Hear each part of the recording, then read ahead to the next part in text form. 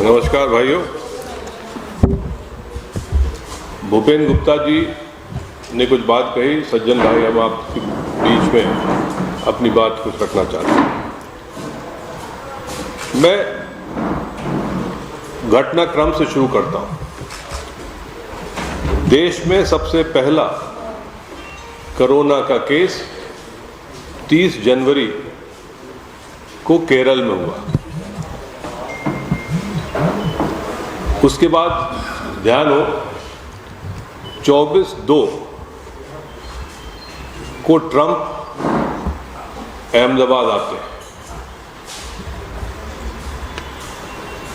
जब तक बहुत देशों ने अंतर्राष्ट्रीय फ्लाइटें प्रतिबंधित करना शुरू कर दिया था। 9 मार्च को देश का पहला कोरोना की मौत हुई और उसी 9 मार्च को मध्य प्रदेश के तथाकथित 22 विधायक को बेंगलोर ले जाया जाता है। 17 मार्च को विधानसभा स्थगित होती है। 20 मार्च को सरकार बनती। 22 मार्च को जनता कर्फ्यू लग जाता है और 23 मार्च हमारे शिवराज सिंह जी की शपथ होती है और 24 मार्च को देश का पहला लॉकडाउन शुरू होता है। इससे साफ जाहिर है, इसकी पृष्ठभूमि इसलिए बताई कि इसमें साफ जाहिर है केंद्र के नेता जानते थे कि यह कोरोना वायरस कितना वो होगा, लेकिन ट्रंप की यात्रा थी, वो भी गुजरात में। मोदी जी को दिखाना था इतने लाख लोग उनके स्वागत में हैं। Howdy Trump. उनको चिंता नहीं थी देश में किस तरह से ये चीज फैलेगी। अब हाल में कल के वीडियो ऑडियो बहुत लोगों ने सुना होगा। मैं उस पर जोड़ना चाहता हूं कि आपने न्यूज़ चैनल्स में कल देखा होगा कि राजस्थान के मुख्यमंत्री कह रहे हैं हमारी सरकार को गिराने की षड्यंत्र चल रही है। कुछ दिन पहले गुजरात के 2 कांग्रेस विधायक पाला बदलने के लिए मजबूर होते हैं कोई षड्यंत्र तरीके से, भारतीय जनता पार्टी के कहने इशारे पर। ये पूरा खेल सिर्फ कुछ राज्यसभा सीटों के लिए है। शिवराज सिंह जी ने तो स्पष्ट कह दिया कि भाई केंद्र के नेता लोग के इशारे पर सरकार गिराई। लेकिन मैं आपको याद दिलाना चाहता हूं, शिवराज सिंह जी ने तो कल कहा, लेकिन ये बात विधानसभा के दौरान और शुरुआती तौर से इंदौर के डॉन विजयवर्गीय जी ने कहा था कि बॉस का इशारा हो जाए तो उस दिन सरकार गिरा देंगे। गोपाल भार्गव जी ने तो विधानसभा में कहा था कि हमें दोनों बॉस का इशारा हो जाए उस दिन कांग्रेस की सरकार गिर जाएगी। अब इस देश में प्रजातंत्र किस दिशा में जा रहा है? प्रजातंत्र क्या सिर्फ खरीद फरोख्त रह गई? यदि इसी तरह से खरीद फरोख्त होगी जो पूरे देश के रहवासियों ने पिछले 2 महीने माइग्रेंट लेबर की जो कहानी देखी सुनी, कोई 500 किलोमीटर चला जा रहा है पैदल, बच्चे, बूढ़े, महिलाएं, उनकी चिंता सरकार को कथित नहीं है। सरकार को चिंता क्यों नहीं है उनकी? क्योंकि एक आम आदमी का, एक आम नागरिक का, आप सबका अब कोई आवाज नहीं रह गई।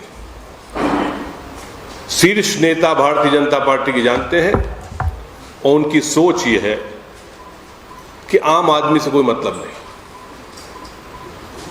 वोट से कुछ मतलब नहीं, हम तो खजाना खोलेंगे, हमारी तरह तरह की एजेंसियां हैं उनको लगा देंगे और हम सरकार डिस्टेबलाइज करके, हटा के, गिरा के, खरीद फरोख्त करके अपनी चुन के बनवा दें।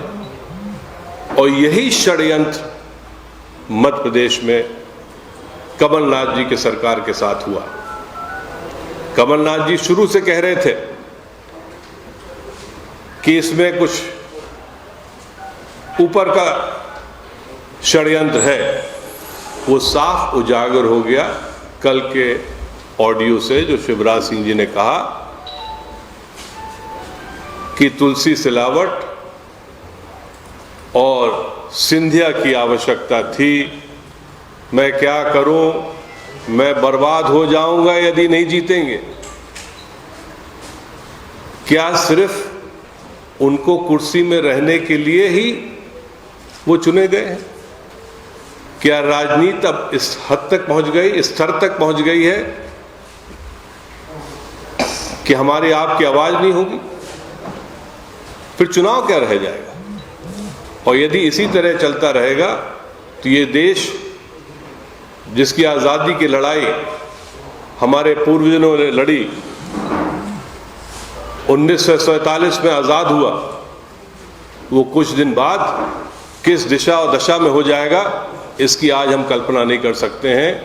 एक अलग तरीके का डिक्टेटरशिप होगी।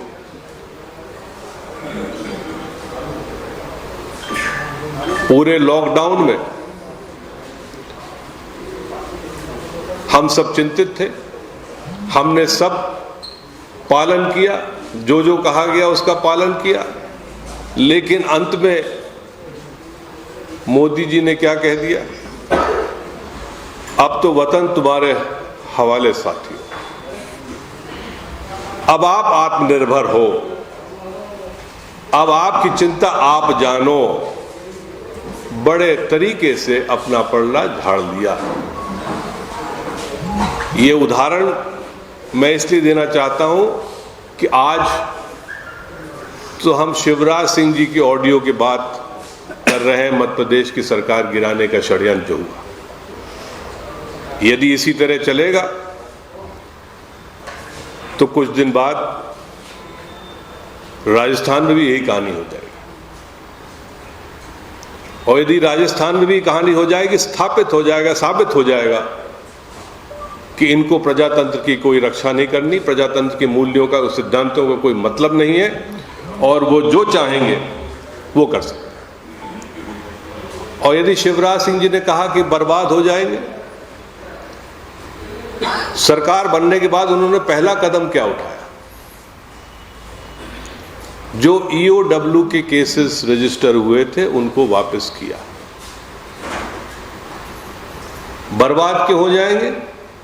क्योंकि कमलनाथ जी ने हर तरह के माफियाओं के खिलाफ एक आंदोलन छेड़ा था, जिसमें उनके चेले चपाटे लोग परेशान थे,